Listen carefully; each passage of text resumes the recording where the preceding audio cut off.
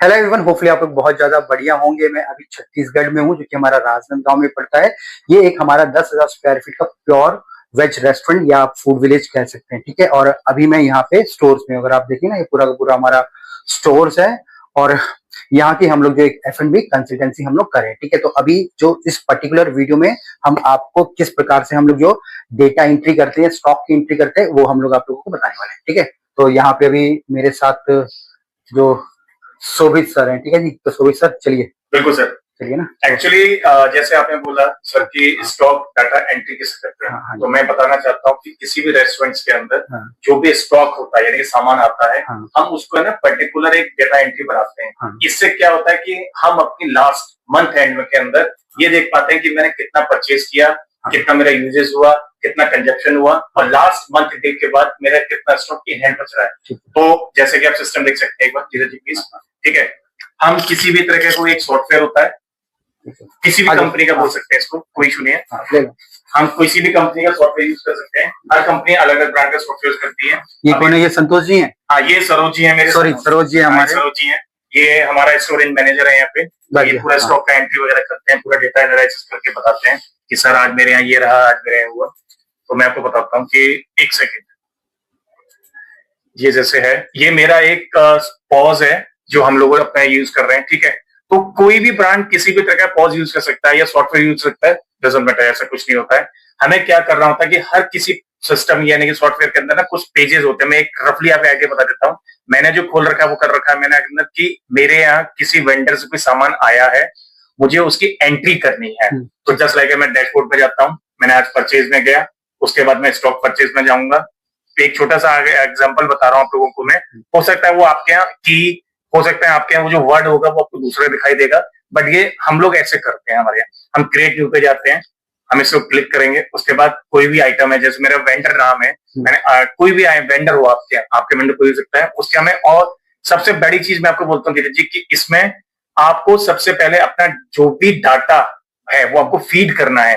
अगर आप इसको फीड नहीं करेंगे तो आपका सिस्टम उन चीजों को नहीं उठाएगा। तो आप जो देख रहे हैं ना, अभी जो मेरा माउस चल रहा है, जो मेरा कर्सर है, वो ऑलरेडी हमने डाटा इसमें डाल रखा है।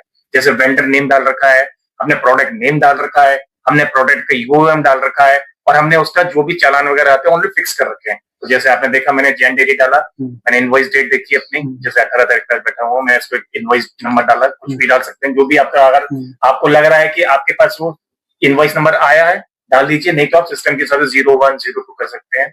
आपने जो आइटम होते हैं उसके आपको पता है कि जैन से मेरा डेली प्रोडक्ट आएगा। जैसे मेरा पनीर आ गया, एक एग्जांपल है, पनीर मेरा क्वांटिटी में कितना आया, जैसे मेरा 5 किलो आया, 1 किलो आया, जो भी है हम ऐसे डालेंगे। आपको पता होना चाहिए, सबसे पहले आपको बताया मैंने कि आपने जो भी यूनिट्स डाल रखे हैं यानी कि यूएम डाल रखे हैं, केजी में है, एमएल में है, ग्राम में है, जितने वो आपने डाल रखा ऑलरेडी, आप सेट करेंगे। आपको ये भी पता होना चाहिए प्राइसिंग क्या है। वेंडर जो प्राइस आता है वो पहले से फिक्स होता है, हमारे बिल में लगे, सपोज को मैं 100 रुपए आया है, जो भी है सरोजी डालिए, ठीक है, वो मैं प्राइस जो भी आता है मैं डालूंगा। ठीक है, ये मेरा अमाउंट वगैरह देख रहे होंगे आप लोग, सिस्टम में ऑलरेडी फॉर्मूला लगे होते हैं। पनीर आया 5 किलो आया, कितना रुपए पर केजी आता है मेरे को, ये मेरा लैंडिंग प्राइस है। ठीक है धीरज जी, लैंडिंग प्राइस यानी कि वेंडर हमें जो देता है, ये मेरा टोटल अमाउंट आ गया। जो भी टैक्सेस होते हैं according to state wide taxes है आपके, जो भी करेंगे शो करेगा। उसके बाद ये पूरा आप ऐसे ही हम लोगों को पूरा परचेज डे बाई डेज का डालना होता है। कैटेगरीज होती हैं, पेरिशेबल, नॉन पेरिशेबल, आपके पैकिंग मटेरियल्स में आ जाएगा, नॉन फूड्स में आ जाएगा, डेयरी प्रोडक्ट में आ जाएगा, वेजिटेबल में आ जाएगा, ग्रोसरी में आ जाएगा। ये सारा डेटा डालना जरूरी होता है। और ये सबसे ज्यादा जो हमारी हेल्प करता है, ये हमारे करता है फाइनेंशियल ईयर्स के अंदर, जब हम कोई अपनी रिपोर्ट्स या अपने कोई ऑडिट्स करवाते हैं उसके लिए। अगर आपके पास सॉफ्टवेयर है, बहुत अच्छे आप लोग सॉफ्टवेयर में काम कर रहे हैं। अगर आप लोगों के पास सॉफ्टवेयर नहीं है तो आप लोग चालान बुक वगैरह या कोई फाइलिंग वगैरह में कर सकते हैं।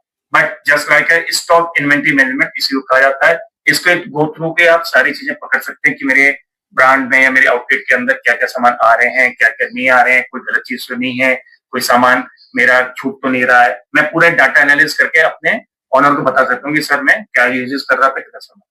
ठीक है सर। शोभित सर थे जिन्होंने कि आपको एक जस्ट छोटा सा एग्जांपल देके जो अपने किस प्रकार से हम लोग जो भी सामान आता है कैसे वेंडर्स की एंट्री करके हम लोग करते हैं। बाकी अलग अलग सॉफ्टवेयर हो सकते हैं, इवन अगर आप चाहें तो आप अपने एक्सेल भी क्रिएट करके ये लोग सारी चीजें कर सकते हैं। ठीक है, बाकी अगर आप लोग भी कोई एक आउटलेट स्टार्ट करे हो, किसी प्रकार फूड बिजनेस करे, तो आप लोग भी हमको अप्रोच कर सकते हैं। नीचे यहाँ नंबर आ रहे होंगे। Thank you.